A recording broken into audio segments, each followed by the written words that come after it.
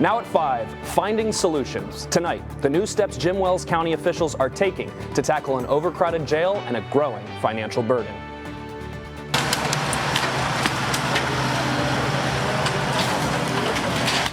And an eyesore for a Bay Area neighborhood is gone. We'll tell you why it was a problem and why it took so long to get torn down.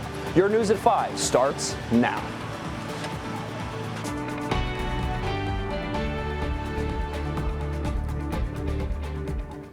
And we thank you for joining us. I'm Drew Bishop. Clara has the night off. Our running dry coverage of the area's water crisis has some answers for you. I was at this morning's weekly water briefing. Here's what I found out.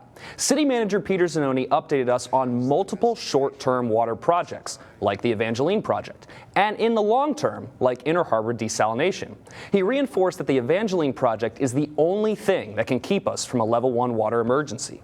I asked the city manager several questions, including what happens if a loss of water pressure during a level 1 emergency leads to a water boil notice. And now if the system drops pressure, we want to make sure our customers are safe. We want to make sure the water's safe. We'll be the first to be up here to say, y'all are going to have to boil the water to drink it at least, because we don't want to make people sick. We're not there yet, but it's certainly it's a concern, and that's one that we'll be talking here in one of our workshops with City Council. And those workshops that the city manager is talking about, one of them is next Tuesday at City Hall. And it was a long briefing this morning. You can watch the entire video. Just take out your phone and scan the QR code you see on your screen. We don't have one there right now, but you can go to our YouTube, Chris 6 News, and click on our Running Dry playlist to see all the water stories that we've covered. Well, work is moving forward on a major groundwater collection project in San Patricio County. 600 feet of specialized pipeline arrived this afternoon at the Evangeline project site. City Manager Peter Zanoni sent us these photos of the pipes. They're part of a groundwater collection system that will eventually span 30 miles. These custom-made pipes are being manufactured in South Carolina specifically for this project, with 90% of the pipeline expected to arrive by the end of July. And of course, it's not only been a dry 2026, it's been hot, record-breaking hot this year. And for more on that and our Friday forecast, we welcome in Chief Meteorologist Stephanie Lauber. Steph, first of all, it's an honor to share the desk with you. I was going to say the same to you.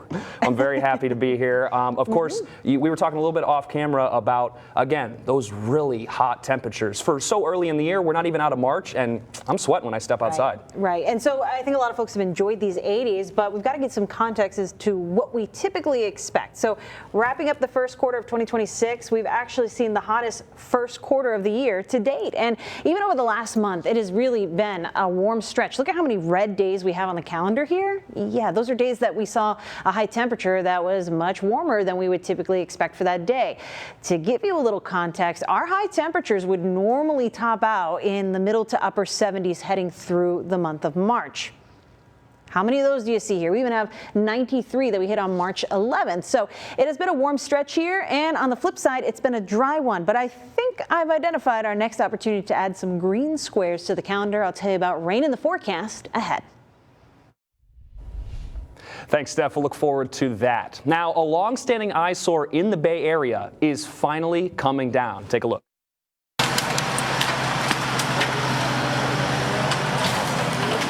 Now, it looks like a mess to me. This home on 11th Street had been ordered to be torn down by the city's Building Standards Board more than a year ago, but budget cuts delayed that from happening.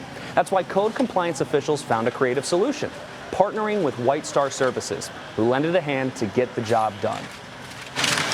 Well, it's just all about making it safer for the families, you know. This was a problem area. Code enforcement used to get calls, CCPD used to get calls all the time.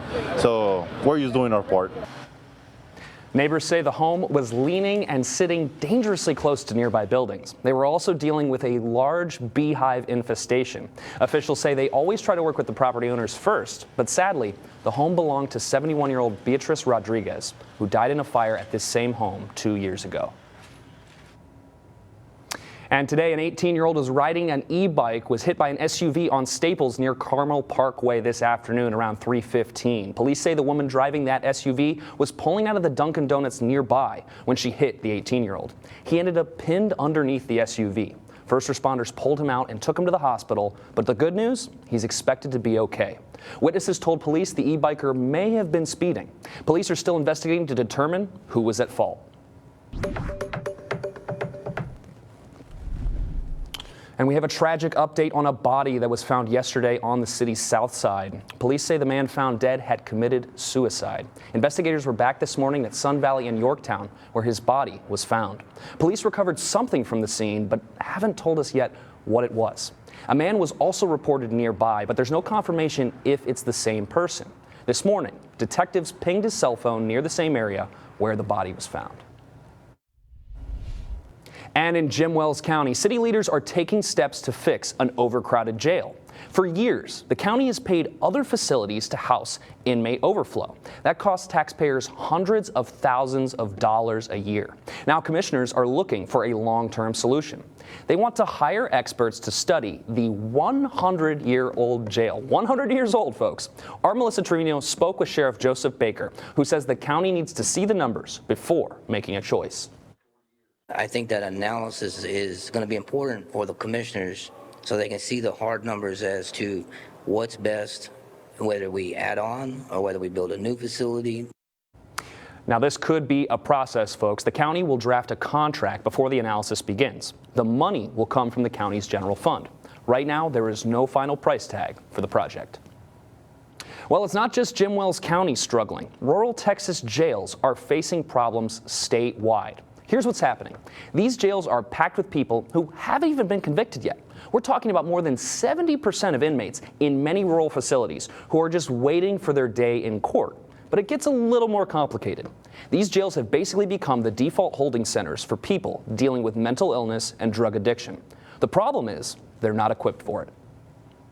Well, frequent flyers and aviation enthusiasts, listen up, because relief is coming for TSA officers and travelers stuck in long security lines. President Trump signed an executive action to pay TSA workers by Monday, but thousands of other Homeland Security employees are still not getting paid. You see those long lines on your screen. The partial government shutdown has now lasted more than 40 days. The House rejected a Senate bill that would have reopened most of the department.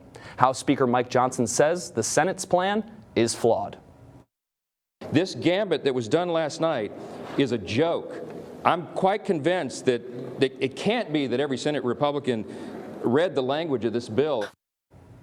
Now, House Republicans are putting forward their own funding bill, but the top Democrat in the Senate says that the plan is dead on arrival. And now, after 2 years of uncertainty, the future of a popular nature center on the city's south side is finally secure. Budget cuts threaten to shut down the Learning Center at the Oso Bay Wetlands Preserve.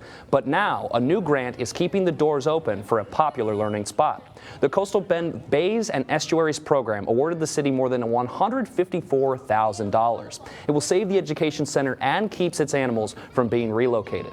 The program's executive director told our very own Jacob Daniels the city needed help to keep the classes going. The city was willing to keep the operations at the site and the maintenance up and going, but it was difficult for them to fund the education program. So we focused our funding in that to try to fill that need. Now, this new grant covers the current fiscal year, but more good news. Both sides just signed a long-term agreement that creates a partnership. That deal aims to secure future funding and bring new enhancements to the preserve. And more developments over in Robstown. The Keach Family Library just got some exciting new additions. It took 2 years, but today, a brand new sensory playground officially opened. Look at that right there. The kids, they could not be happier. And a new story walk also opened around the Sunrise Pond.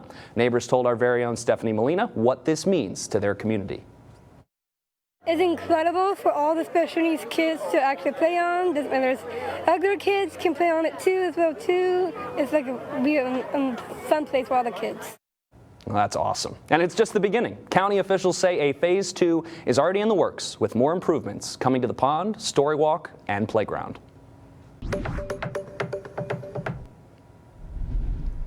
Now, do you remember trying to get that first job out of college? It's not always easy, but a couple of future educators are getting a head start.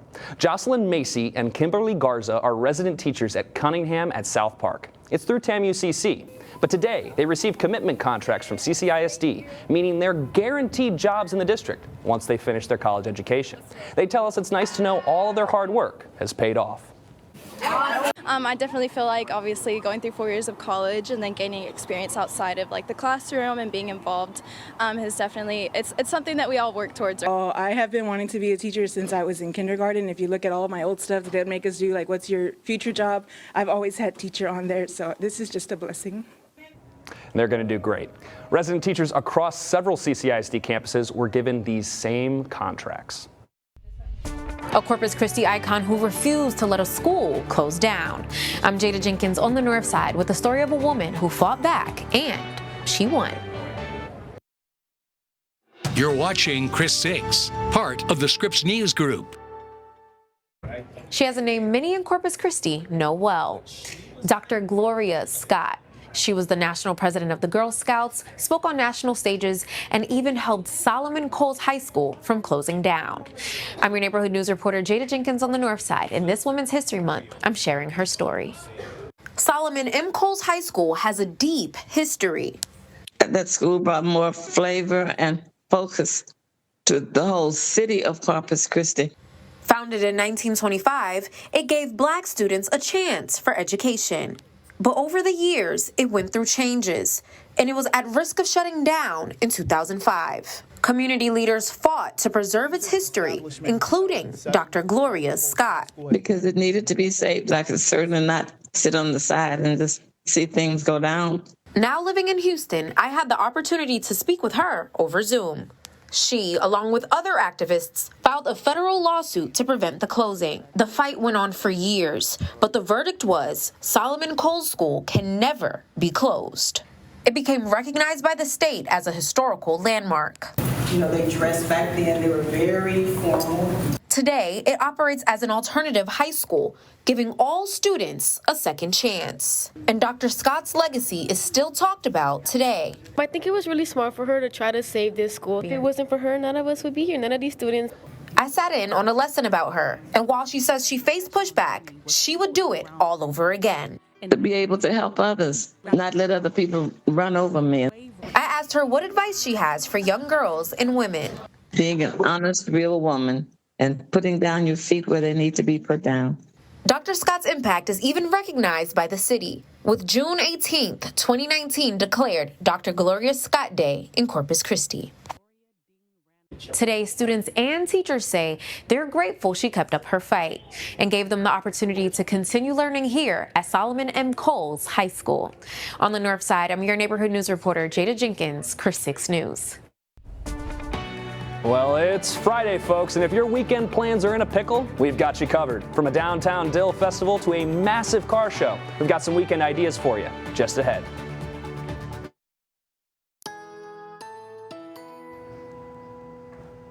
Happy Friday. We have made it to the end of the week, and if it felt like a long one for you, well, I might be inclined to agree with you, but hey, we've got a nice weekend ahead and a really nice 7-day forecast that is coming into view with great news. I've got rain in the 7-day forecast, which isn't an all the time thing, but it's a very happy thing at this point. None of that now, none of that in the near term, aside from a little bit of an opportunity on Saturday. Let's get into it. Here's what's going on right now across the coastal bend. Nice ride home along SPID, but it's also a windy situation out there still, as winds at the airport hanging out from the east around 16 miles per hour. Temperatures are hanging out around 83, but it's a much warmer situation for our neighbors in Beeville.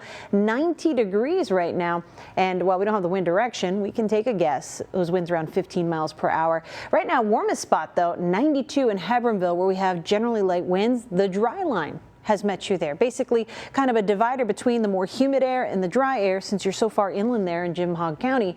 Yes, you are feeling the heat and plenty of sunshine to go with it. But as we head into the weekend, we've got some changes on the way. So let's start off with a closer look at the Chris 6 Neighborhood Weather Network, showing you that neighborhoods like Portland and Gregory are right off Nueces and Corpus Christi Bays here, not too far from the Gulf. Relative humidity sitting pretty around 70%, which for the afternoon, not too bad.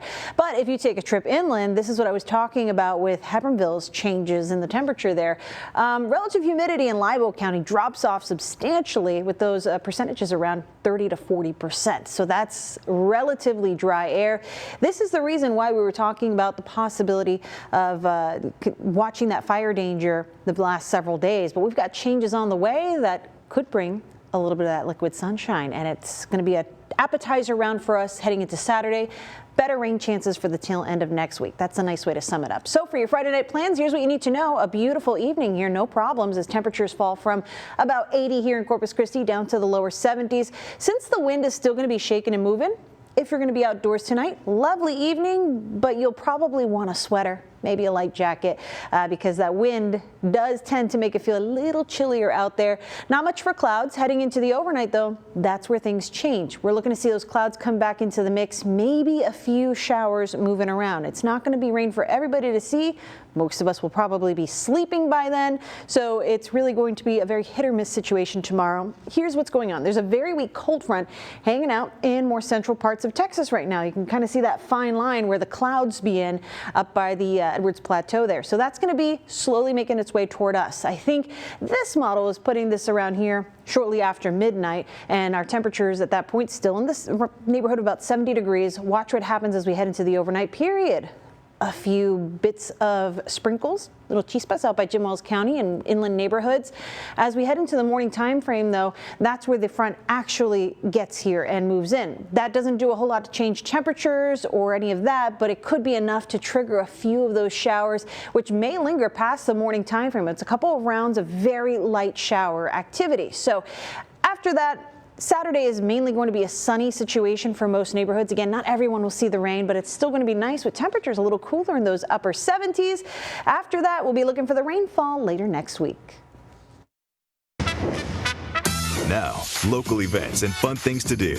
It's Coastal Bend Weekend with the Hoffmans, sponsored by Corpus Christi Events Calendar.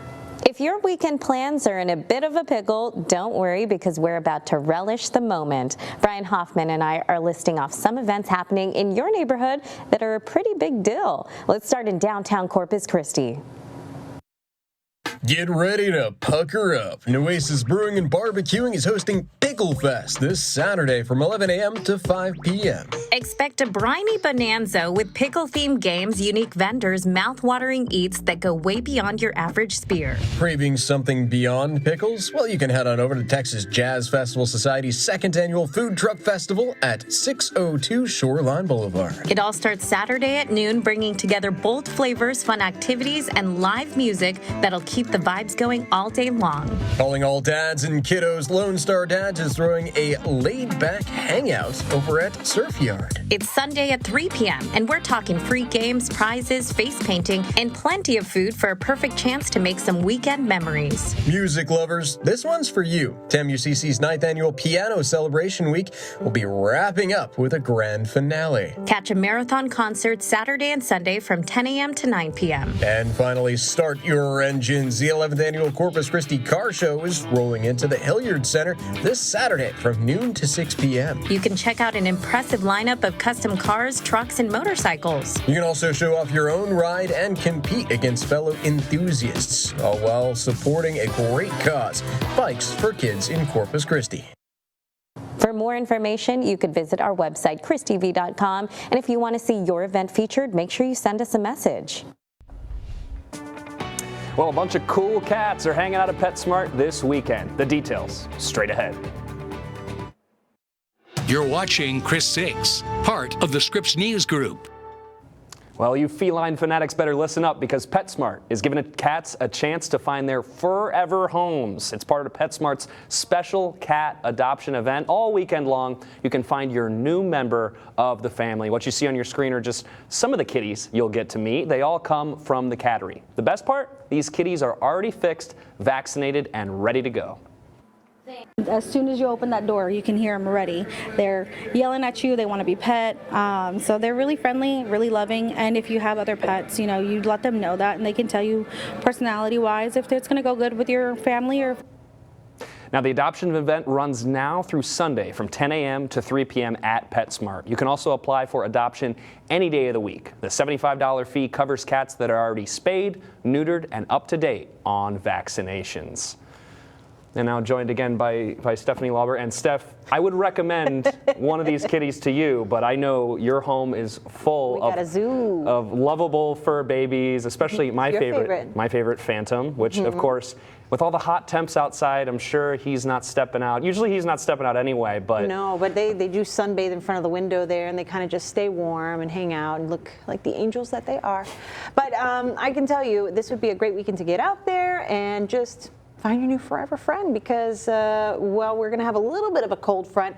63 does make a difference. Somebody else to snuggle up in bed with you there. All right, we're hoping for some stray showers on Saturday. Didn't put a rainy icon there because not everyone is going to see the rain. It's going to be very hit or miss. So if you see some, you're going to consider yourself lucky. Now, I think we've got a much better chance, a luckier chance, we'll say, later next week for some rainfall, and I'm excited for it. Well, so am I, and of course, we're looking for it, but that's going to be all our time for now. Thanks for joining us. We'll be back at 6 with more news from your neighborhood. Have a good evening. Bye.